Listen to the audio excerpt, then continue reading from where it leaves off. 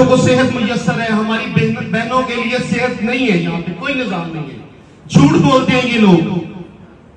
हम लाहौर में बैठ के टीवी पे देख रहे होते हैं कि जी सिंध ने बड़ी तरक्की कर ली है, वहां टीवी पे ऐड चल रहे होते हैं, अरबों रुपए के ऐड। यकीन माने अरबों रुपए के ऐड।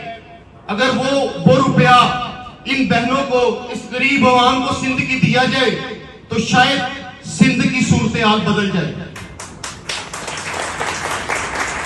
ये जालिम, ये हुक्मरान जो अपनी प्रोजेक्शन के लिए करोड़ों रुपया टीवी पे लगाते हैं, यहां पे तो कुछ नहीं है।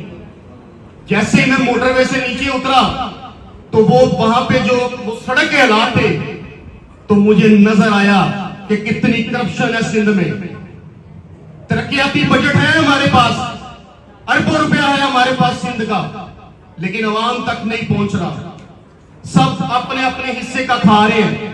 जहां जहां से गुजर के आता है सब उसको नोच रहे हैं, सब उसको लूट रहे हैं, और अपने अपने जिसका जितना बस चलता है वो उसको खा रहे हैं। अवाम तक नहीं पहुंच रहा, आपके पास वो फंड्स नहीं पहुंच रहे। इसी तरह देखिए हमारा मसला क्या है।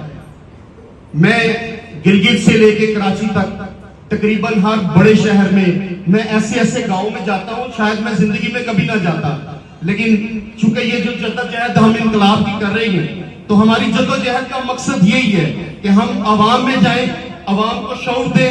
उसके लिए ना तो हमें किसी टीवी के चैनल ने उठाना है, ना ही हमारी बात किसी मेन स्ट्रीम मीडिया पे आनी है, ना ही हम ये जो हुक्मरान है वो चाहेंगे कि हमारी बात वहां पे आए। तो हम आवाज कैसे पहुंचाएंगे? हम इसी तरह पहुंचाते हैं कि हम गली गली में जाके, महलों में जाके, गांव गांव जाके लोगों को शऊर देते हैं, लोगों तक अपनी बात पहुंचाते हैं। यहां मसला तबकाती है।